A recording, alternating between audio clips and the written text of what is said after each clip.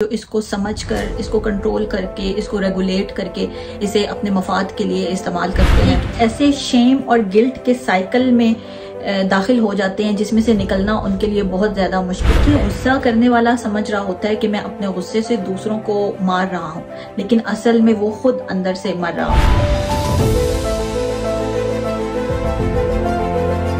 क्या आपको भी लगता है कि गुस्सा आपकी ज़िंदगी बर्बाद कर रहा है? आपका मूड, आपकी सेहत, आपके रिलेशनशिप, आपका काम सब खराब हो रहा है? तो ये वीडियो आपके लिए है। आज हम सीखेंगे कि गुस्से को कैसे बहुत ही आसान और साइंटिफिक तरीके से हम कंट्रोल कर सकते हैं।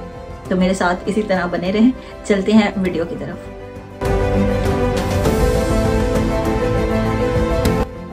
अस्सलाम वालेकुम व्यूअर्स, मैं हूं आपकी होस्ट एंड क्लिनिकल साइकोलॉजिस्ट इल्मारा। आज हम एक ऐसे जज्बे के मुतालिक बात करेंगे जो हम सबके अंदर मौजूद होता है, मगर बहुत से लोग इसको कंट्रोल नहीं कर पाते। बहुत ही कम लोग हैं जो इसको रेगुलेट कर पाते हैं, इसको मैनेज कर पाते हैं और वो अपने गुस्से को समझकर इसको सही तरीके से पॉजिटिवली इस्तेमाल कर पाते हैं। वो जानते हैं कि कैसे हमने अपनी बात को कामली दूसरों के सामने रखना है, कैसे अपने हक के लिए आवाज़ उठानी है, कैसे इनजस्टिस के खिलाफ खड़ा होना है और कैसे अपने इस गुस्से को रेगुलेट करना है। वो अपनी बाउंड्रीज सेट करना जानते हैं और अपनी प्रोटेक्शन जानते हैं। ये गुस्सा हेल्दी गुस्सा है। ये गुस्सा आपको प्रोटेक्ट भी करता है और आपको मोटिवेट भी करता है। मगर बहुत से लोग इसका इजहार आपे से बाहर होकर करते हैं। वो छोटी छोटी बातों पर चीखते हैं, चिल्लाते हैं, दूसरों को हर्ट करते हैं और बाद में ना सिर्फ खुद हर्ट होते हैं बल्कि रिग्रेट भी फील करते हैं। ये गुस्सा ना सिर्फ उनकी पर्सनैलिटी डैमेज करता है बल्कि उनकी हेल्थ और रिलेशनशिप्स को भी डैमेज कर देता है। वो कैसे? वो ऐसे कि वो एक ऐसे शेम और गिल्ट के साइकिल में दाखिल हो जाते हैं जिसमें से निकलना उनके लिए बहुत ज़्यादा मुश्किल होता है। व्यूअर्स, इस साइंटिफिकली प्रूवन शेम और गिल्ट के साइकिल को हम ऐसे समझ सकते हैं कि जब हम गुस्से में ओवर रिएक्ट कर देते हैं तो बाद में हमें गिल्ट महसूस होता है। ये गिल्ट हमारे अंदर शेम की फीलिंग को डेवलप करता है और हम अपने बारे में नेगेटिव सोचना शुरू कर देते हैं कि मैं ही बुरा हूँ, मैं ही गलत इंसान हूँ और मेरा ही कसूर है।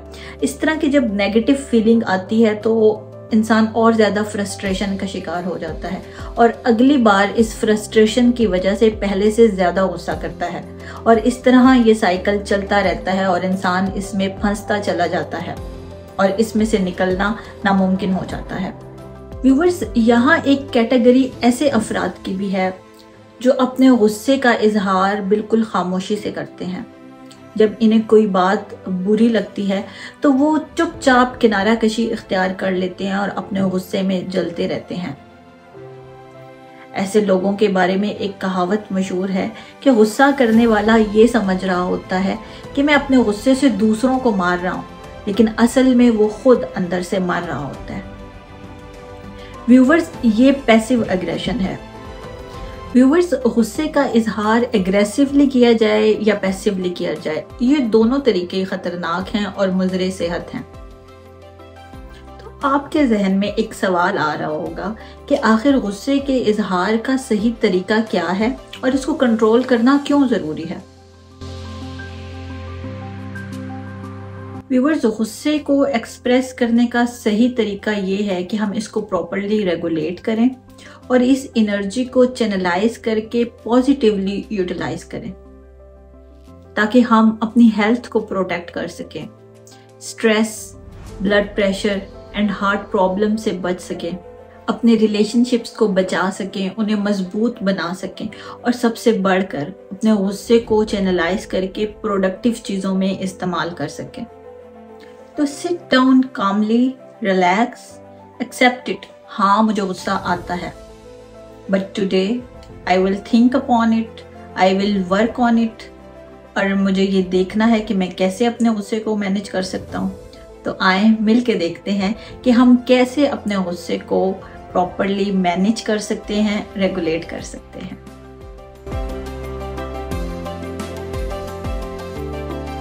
व्यूअर्स, एंगर मैनेजमेंट के लिए सबसे पहला स्टेप ये है कि आप अपने ट्रिगर्स को आइडेंटिफाई करें।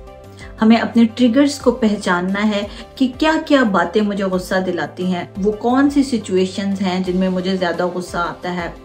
फॉर एग्जाम्पल, जब कोई मेरी डिसरिस्पेक्ट करता है तब मैं ज़्यादा गुस्सा करता हूँ, या जब वर्क का ओवरलोड होता है तब मैं ज़्यादा गुस्सा करता हूँ, या एनीथिंग आपका ट्रिगर कुछ भी हो सकता है, उसको आइडेंटिफाई करें।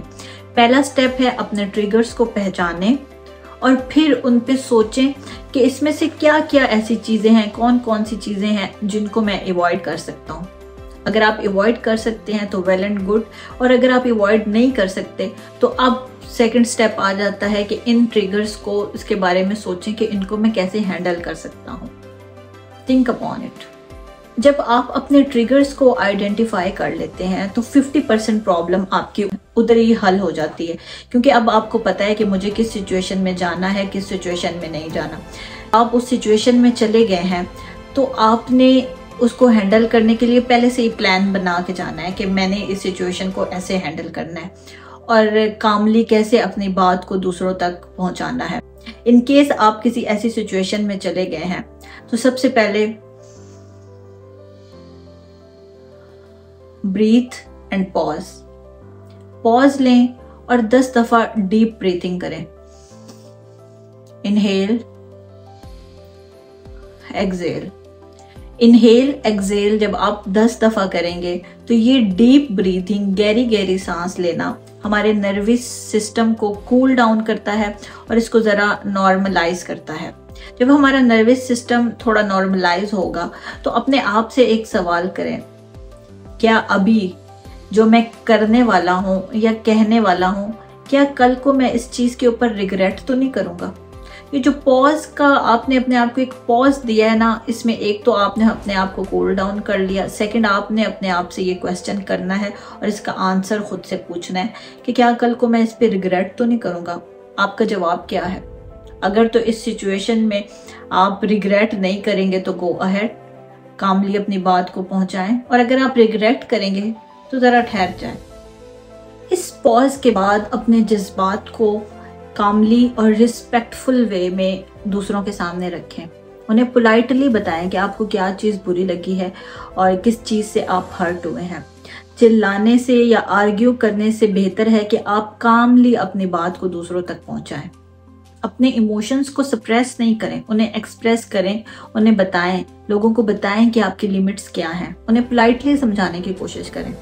व्यूवर्स, रिस्पेक्टफुल कम्युनिकेशन से गुस्सा नेचुरली स्लो डाउन होके कम हो जाता है और ये आर्ग्यू करने से और चीखने चिल्लाने से बहुत बेहतर है कि आप हेल्दी वे में कम्युनिकेट करके अपना मैसेज जो है वो दूसरों तक पहुंचाएं। और इसके बाद आपने उस गुस्से की एनर्जी को किसी न किसी फिजिकल एक्टिविटी में निकालना है। आप क्या करें, वर्कआउट कर लें, कोई एक्सरसाइज कर लें, वॉक के लिए चले जाएं, या सुस्ती की वजह से आपने अपने घर का कोई काम जो बहुत टाइम से नहीं किया उसको स्टार्ट कर दें और इस इमोशनल एनर्जी को अपनी बॉडी से निकालने की कोशिश करें। और व्यूवर्स, इसके साथ साथ अपनी सोच को भी बदलने की कोशिश करें। हर दफ़ा हर चीज़ को पर्सनली लेना ज़रूरी नहीं होता। बाज़ दफ़ा लोगों का बिहेवियर उनकी अपनी प्रॉब्लम होता है और आपकी प्रॉब्लम नहीं होता। अक्सर लोग गलत बिहेव इसलिए कर रहे होते हैं क्योंकि वो खुद अच्छा महसूस नहीं कर रहे होते और वो खुद किसी प्रॉब्लम से गुजर रहे होते हैं, तो उनका बिहेवियर उस प्रॉब्लम की वजह से बदल चुका होता है। तो इसलिए सिचुएशन को दूसरे एंगल से भी देखने की कोशिश करें।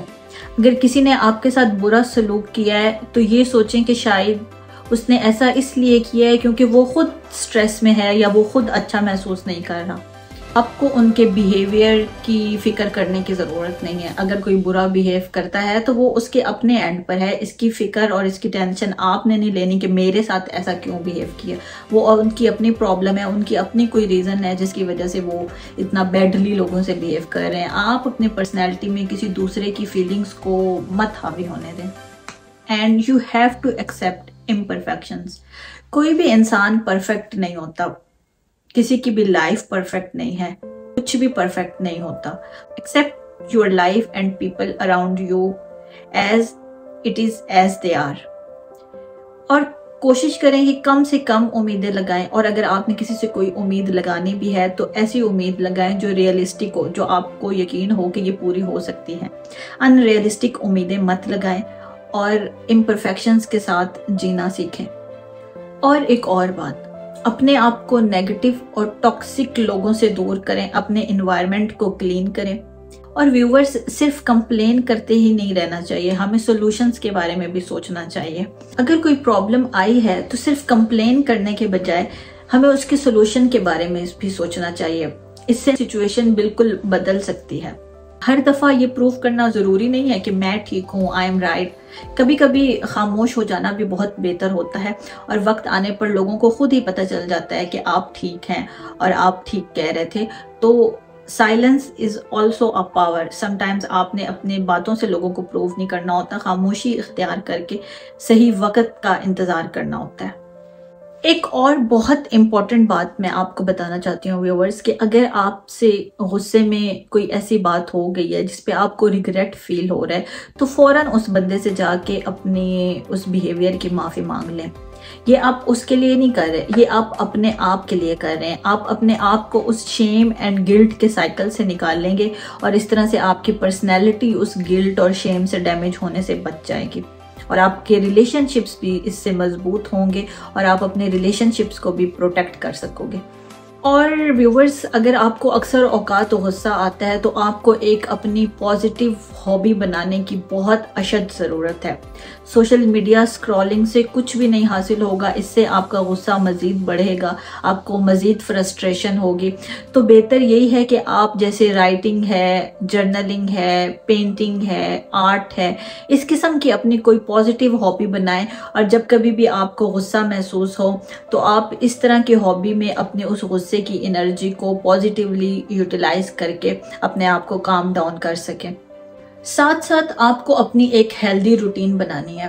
अगर आप अपनी नींद पूरी करते हैं, अगर आप टाइम पे खाना खाते हैं, अगर आप एक्सरसाइज करते हैं, तो ऑटोमेटिकली आपकी बॉडी जो है वो मजबूत होगी, आपका मूड जो है वो अच्छा रहेगा, और गुस्से वाले बहुत से ट्रिगर्स जो हैं वो आपको ट्रिगर नहीं कर सकेंगे और आप गुस्सा नहीं महसूस कर सकेंगे।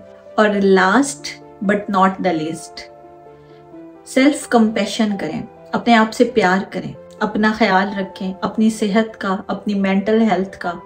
अपने आप से हार्श मत हो, अपने आप के साथ प्यार करें, अपने इमोशंस को एक्सेप्ट करें। आपको आपके प्यार की और एक्सेप्टेंस की सबसे ज्यादा जरूरत है।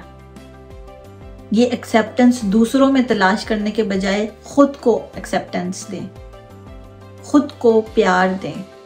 कोई गिल्ट की फीलिंग है तो उसको निकाल के सबसे पहले खुद को माफ करें।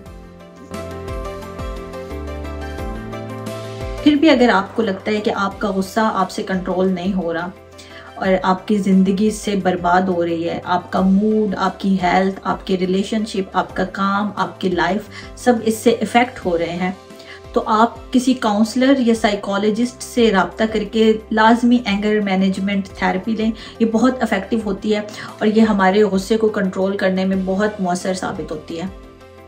याद रखें, गुस्सा बुरा नहीं है, लेकिन गुस्से का गुलाम बन जाना ये बहुत बुरा है। और अगर आप इस गुस्से को कंट्रोल करना सीख गए तो आपकी ज़िंदगी बहुत पीसफुल हो जाएगी। आपकी हेल्थ, आपके रिलेशनशिप, आपका काम सब सेट हो जाते हैं। तो अगली बार जब आपको गुस्सा आए तो आपने खुद से एक सवाल करना है, मैं इस गुस्से का मालिक हूँ या ये मेरा मालिक है? मैं उम्मीद करती हूँ आपको ये वीडियो पसंद आई होगी। अगर आपको ये वीडियो अच्छी लगी तो इसको लाइक करें और कमेंट्स में मुझे ये बताएं कि आप अपने गुस्से को किस तरह मैनेज करते हैं। Subscribe to my channel. See you soon in next video.